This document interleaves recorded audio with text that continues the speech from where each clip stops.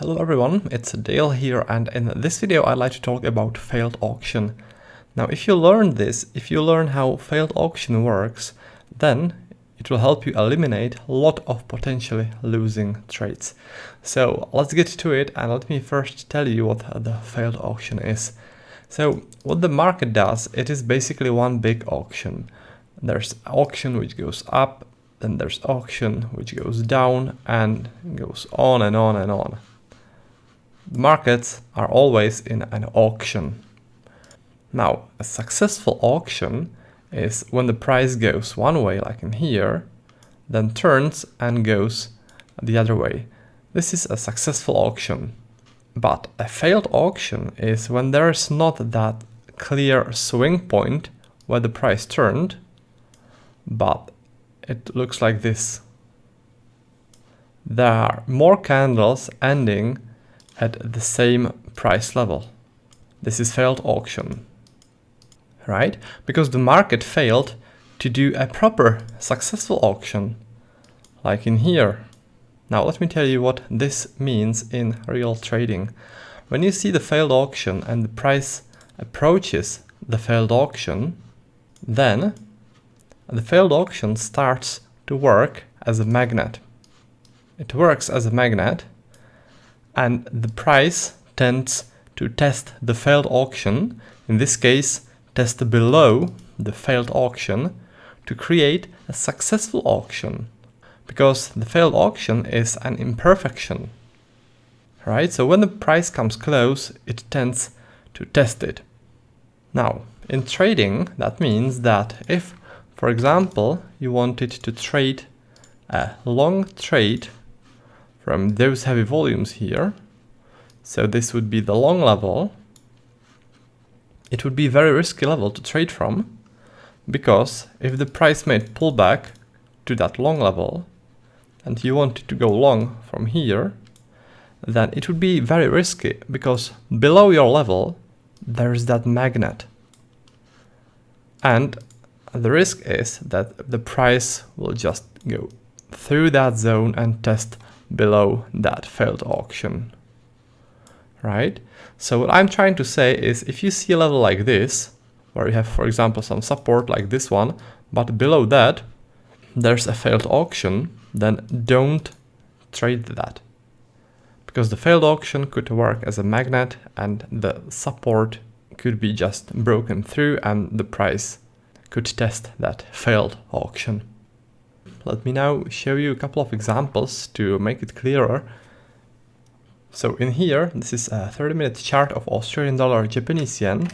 Let me start from bottom, from here. Right here, we have a significant volume zone here and possible long level, possible support zone.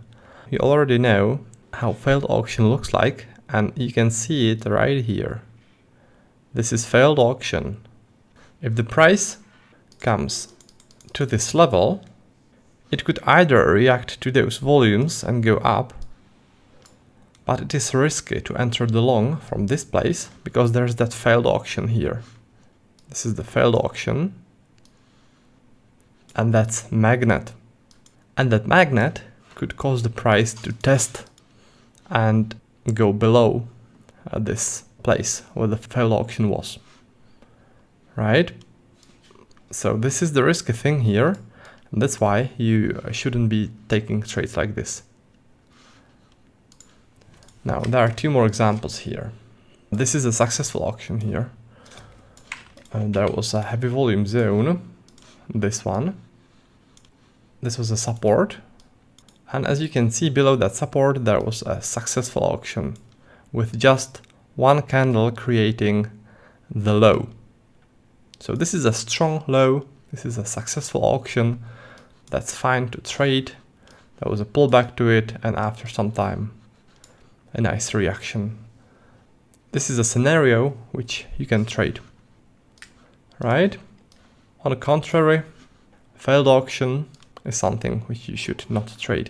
Now there's one more thing which I wanted to show you. It's not exactly failed auction, but it is a concept which is very similar, and it is a weak low. So if you look in here, again, we have a heavy volume zone, and that could potentially work as a support. So if the price comes to that zone, the price should react to it. But if you look at the low below this heavy volume zone, then there are a lot of those candles. So if you draw lines, then they're very close to each other, and very often there's liquidity below candles, below swing lows of candles. And if they are close, then it creates sort of a liquidity cluster. And if the price comes close, let's say to this support, then the big guys, the big trading institutions, they are always in search for liquidity. And when the price is here, it's cheap for them to push the price a little bit lower to test this zone and take out all that liquidity there is, because the big trading institutions are always searching for liquidity. That's how this whole thing works. So again, when the price comes to this zone, there is a risk that the price will shoot past that support level to take out that liquidity which is sitting below those lows. Now, if you compare it to this example here, there were many lows like that, but the last low, this one, purged all the liquidity which was stacked in here. So it purged the liquidity, and then the price went upwards. So this no longer works as a magnet because the liquidity got taken out by this, right? But if you compare it, then the liquidity below those candles hasn't been tested yet, right? It is still sitting there and it's working as a magnet. So if you wanted to go long from this level, it would be risky, and I wouldn't recommend it because of this liquidity cluster here. All right, this is a pretty similar concept as the failed auction. Both those scenarios work as a magnet, and you should be aware of that. Now, next example is on the New Zealand dollar, US dollar. In here, there was a failed auction, and it had already been tested. Let me show you. This was a heavy volume zone. Normally, I would like to trade along from there, but as you can see, let me zoom this in some more. We have that failed auction here. All the lows of those candles being at the same price level. So that's a failed auction. And as I was saying, the price likes to test that. As it did in here, the price went past it, and only then, when it took the liquidity below that failed auction, only then the price turned upwards. But if you had a long level at the beginning of this heavy volume zone, if you wanted to go long from there, you would take a losing trade because the price wanted to test that failed auction in here, this magnet. All right, so this is exactly the kind of losing trade that you could prevent if you know what failed auction or weak low means. Now let me go to Canadian dollar, Japanese yen. In here, there are two viable levels based on volume profile. This support right here, based on those heavy volumes. And I wanted to show you that there is this strong low below that heavy volume zone, and that makes that level good to trade.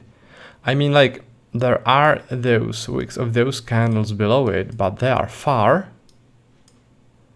and they are not too close to each other. So this is not like a magnet. This is not a place that would attract the price. If it was clustered, something like this, then yeah, but in this case, they are far, there are not many, and that's fine. So this level is good to trade from. Also, there's another level that I like to trade, that's this heavy volume zone. And in this case, if you look at the lows, there's this one, but it has been purged right here. Then there's this one. It has also been purged by this one. So there's not really any like magnet below this zone. And that's why this level is good to trade from. All right, there's nothing below this low to attract the price like a magnet. Now the last example will be on the New Zealand dollar Japanese yen. There are 3 examples. 2 levels are good. Third one is not good. So let's check them out one by one. The first one, this level, let me first show you on the volume profile here. This is the heavy volume zone to trade from. And if you look at the low here, it nicely purges all that liquidity which was stacked in here. This creates nice and strong low, and the level is good to trade from. The second level, this one, based on those volumes. Now, if you look at the lows, this is something what I call weak low, because a lot of traders are probably having their stop loss orders below those candles. That means a lot of liquidity sitting in here, and this creates that liquidity cluster or stop loss cluster, right? So in this case, this is a risky trade. A long from here would be a risky trade because this represents magnet that the price might have tendency to test. All right, so this is a trade that I will not trade. And the third one, this one is a bit tricky. Let me first show you with the volume profile here. We have that heavy volume zone from which I want to trade, like this. And if you look at the lows, then there's a failed auction and the price might want to test that. But this is very close to the level, so I won't mind if the price goes past the level and tests this failed auction, because my stop will be here below this low. And this is a strong low. This is a successful auction.